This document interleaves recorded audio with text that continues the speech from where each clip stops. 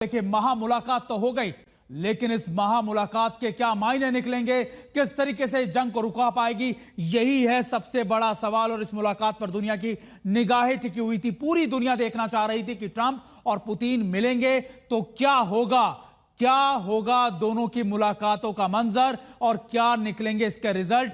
शायद यही सबसे बड़ा सवाल था जो अब भी रूस यूक्रेन जंग को लेकर लोगों के जहन में। आखिरकार इसी मकसद से ट्रंप और पुतिन मिले और दोनों ने करीब 3 घंटे तक बड़ी बैठकों का दौर किया, बड़ी बैठकें की, लेकिन इसको लेकर कोई डील पक्की नहीं हो पाई है। बैठक खत्म होने के बाद भी ट्रंप और पुतिन दोनों ने सकारात्मक संकेत तो दिए, लेकिन इन पॉजिटिव साइंस के बावजूद किसी डील को क्रैक नहीं कर पाए। दरअसल हम आपको बताना चाहते हैं, हम आपको दिखाते हैं कि आखिरकार इस डील के क्या मायने निकलते हैं, क्या हुआ इस पूरी डील में। सबसे पहले आपके लिए जानना बहुत ज्यादा जरूरी है। सबसे पहले आप देखिए, ट्रंप और पुतिन मिले तो क्या थमेगा रूस यूक्रेन का युद्ध।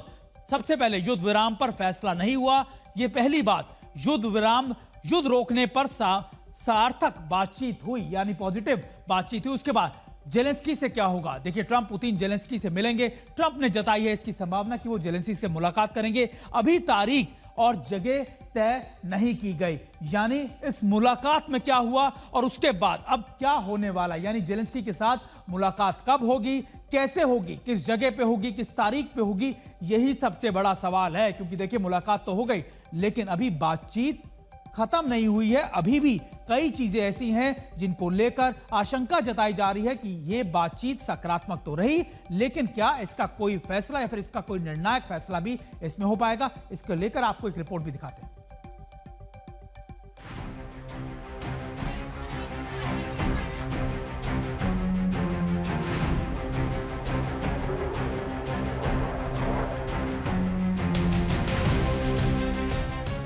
क्या 3.5 साल से जारी यूक्रेन रूस युद्ध अब खत्म होगा? क्या ट्रंप की पहल से ये बारूदी तबाही बंद हो जाएगी? क्या पुतिन यूक्रेन पर हमले से अपनी फौज को रोकेंगे? अलास्का में इन सवालों का दो टूक जवाब बेशक नहीं मिला और युद्ध विराम पर साफ साफ बात भले नहीं बनी, लेकिन संकेत सकारात्मक हैं। यूक्रेन में विनाशकारी हथियारों के हमले के बीच अलास्का में ट्रंप पुतिन मिले। ये युद्ध रोकने की संभावनाओं और कोशिशों पर बड़ी पहल थी। दोनों में 3 घंटे की बातचीत हुई।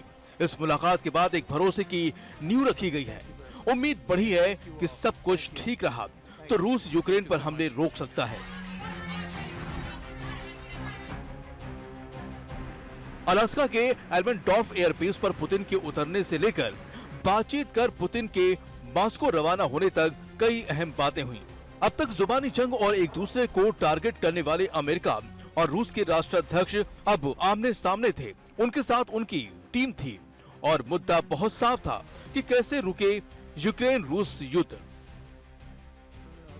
ट्रंप पुतिन अपने अपने प्रतिनिधिमंडल के साथ 3 घंटे तक बैठे, तमाम पहलुओं पर मंथन किया। दोनों बाहर आए तो कई अहम सवालों के जवाब मिले। ट्रंप ने बताया कि वो इस बैठक को 10 में से 10 नंबर देते हैं। इसी दौरान ट्रंप ने ये भी कहा कि जंग रोकना अब जेलेंस्की पर निर्भर है। उन्होंने ये भी संकेत दिए कि अब तीनों नेता साथ बैठेंगे और युद्ध रोकने को लेकर डील पर मंथन करेंगे। We had a very productive meeting. There were many points that we agreed on. Most of them, I would say, a couple of big ones that we haven't quite gotten there, but we've made some headway. So there's no deal until there's a deal. I will call up NATO in a little while. I will call up the various people that I think are appropriate, and I'll of course call up President Zelensky and tell him about today's meeting. It's ultimately up to them. They're going to have to agree with what Marco and Steve and some of the great people from the Trump administration who've come here, Scott and John Radcliffe. Thank you. Trump ने कई अहम बातें कही। उन्होंने Putin से अपने रिश्ते का हवाला दिया और कहा कि कई मुद्दों पर पुतिन से सहमति बनी है। ये भी कहा है कि पुतिन यूक्रेन में लोगों को मरते नहीं देखना चाहते, अब यूक्रेन को राजी होना है। ट्रंप ने जेलेंस्की को सलाह दी है कि वो डील करे, क्योंकि अब जंग रोकने की जिम्मेदारी जेलेंस्की पर है। ट्रंप ने अगली बैठक पुतिन और जेलेंस्की के साथ बैठक के साथ होने की संभावना भी जताई। ट्रंप और पुतिन के बीच हुई बैठक के बाद मीडिया को संबोधन में सबसे पहले पुतिन ने अपनी बात रखी। एंकरेज में उन्होंने कहा कि टकराव छोड़कर बातचीत करने का वक्त आ गया है। उन्होंने ये भी कहा कि यूक्रेन के साथ जारी युद्ध की वजह को खत्म करना जरूरी है। उनके मुताबिक जो भी समझौता होगा वो यूक्रेन में शांति की पहल में मददगार होगा। पुतिन ने भी ट्रंप की मौजूदगी में कहा कि अगर 2022 में ट्रंप अमेरिकी राष्ट्रपति होते तो भरोसा है कि ये युद्ध नहीं होता। И вот сегодня мы слышим, когда президент Трамп говорит, что если бы я был президентом, то войны бы не было. Я думаю, что так бы на самом деле и случилось. Я подтверждаю это, потому что в целом у нас с президентом Трампом наладился очень хороший деловой и доверительный контакт, и у меня есть все основания полагать, что, двигаясь по этому пути, мы можем дойти и чем быстрее, тем лучше, до завершения конфликта на Украине. Благодарю вас за внимание. पुतिन ने लगे हाथ अब अगली बैठक के लिए ट्रंप को मॉस्को का न्योता दिया। ट्रंप ने भी कह दिया कि पुतिन के प्रस्ताव पर वो 2-3 हफ्ते में विचार कर लेंगे। ट्रंप वाशिंगटन निकले, पुतिन मॉस्को रवाना हो गए। अलास्का से रोहित शर्मा के साथ आज तक ब्यूरो। देखिए, 3 घंटे की इस बैठक के बाद डोनाल्ड ट्रंप जब मीडिया से मुखातिब हुए, उन्होंने जब बातचीत की तो उन्होंने इस बैठक को 10 में से 10 नंबर दिए। सकारात्मक बातें बताई, जो बॉडी लैंग्वेज दिखती थी वो भी बहुत ज्यादा पॉजिटिव थी। लेकिन क्या ये सारी चीजें इस युद्ध को रोकने के लिए काफी होंगी? यही सबसे बड़ा सवाल है। और इस पर बातचीत करने के लिए हमारे साथ 3 खास मेहमान हमारे साथ जुड़ गए। हमारे साथ सबसे पहले आपको बताएं कि सुरेश गोयल हमारे साथ है, फॉर्मर सेक्रेटरी है विदेश मंत्रालय के अंदर। इसके अलावा lieutenant general Sanjay Kulkarni, retired former DG रहे इन्फेंट्री के। इसके अलावा हमारे तीसरे मेहमान होंगे सुशांत सरीन, जो स्ट्रैटेजिक अफेयर्स हैं, विदेश मामलों के अच्छे खासे जानकार हैं। हर चीजों पर, हर विदेश मामलों पर उनकी नजर रहती है। सबसे पहला सवाल अगर मैं आपसे पूछूं खासतौर पे सर, कि सुरेश सर, आप तो कई ऐसी मीटिंगों का हिस्सा भी रहे होंगे, लगातार उनको क्लोजली मॉनिटर भी करते हैं। इस मीटिंग के मायने क्या निकलते हैं? क्या सिर्फ और सिर्फ ये अमेरिका और रूस के संबंधों को सुधारेगा? क्या इसका कोई प्रभाव जेलेंस्की के ऊपर या फिर यूक्रेन पर भी पड़ने वाला है? देखिए, ये तो बात सही है कि जो यूक्रेन में हो रहा है उस पर असर तो पड़ेगा। असर क्या पड़ेगा ये बात बाद में देखने की है। देखिए, जो मीटिंग हुई है अलास्का में पुतिन और ट्रंप के बीच में, मैं 2-3 चीजें कहूंगा। एक तो ये कि पुतिन और ट्रंप के बीच में एट लेवल ऑफ प्रेसिडेंट, ये मैं साल नहीं गिन पा रहा हूं, लेकिन 6-7 साल हो गए हैं जब पहली बार इस तरह की मीटिंग दोबारा हो रही है। खास तौर पर जबकि अमेरिकन राष्ट्रपति ने बार बार कहा है कि पुतिन से मीटिंग वो नहीं करेंगे, तभी करेंगे जब कोई आगे प्रोग्रेस होगी है।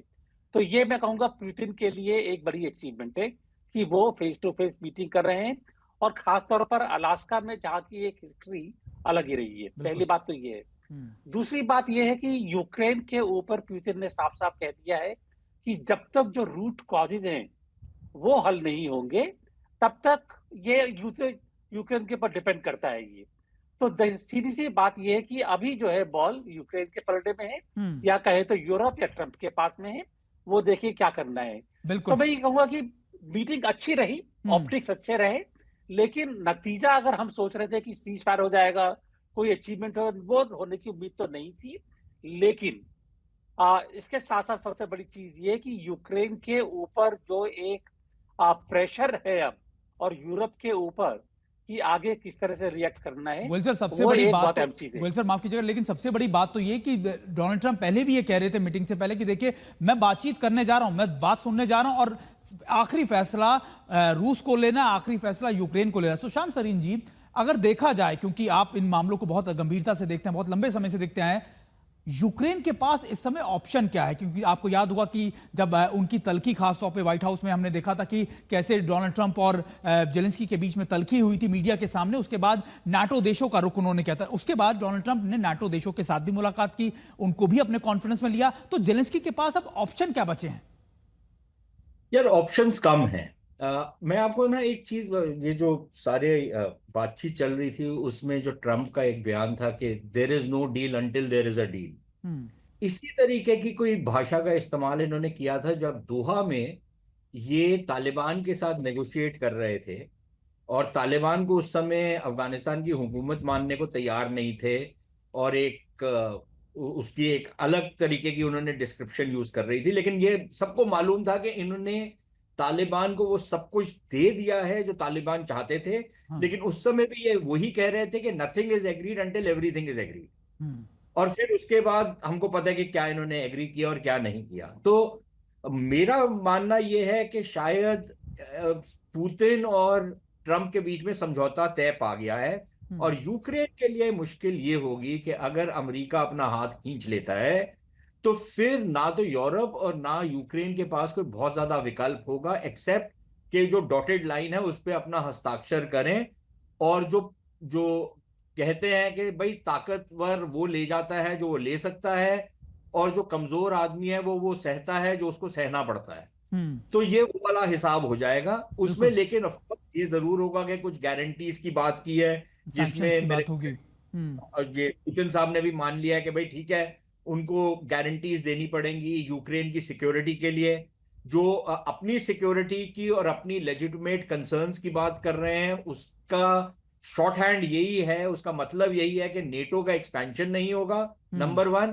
दूसरा कि जॉन सी टेरिटरी पे रूस बैठा हुआ है, वो रूस के पास चली जाएगी। अब उसको औपचारिक तरीके से रूस का कब्जा मान लिया जाएगा, या एक अनौपचारिक तरीके से एक जैसे हमारे और पाकिस्तान के बीच में एक लाइन ऑफ कंट्रोल वाला सिस्टम है, या भारत और चीन एक बफर जोन के तौर पर क्रिएट कर दिया जाए।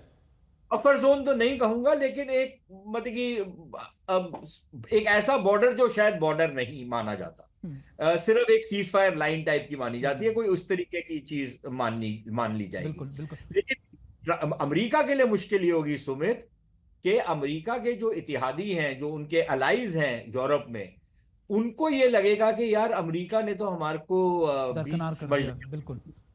तो ये अमेरिका की जो विश्वसनीयता है उसके ऊपर भी इसका एक असर पड़ेगा।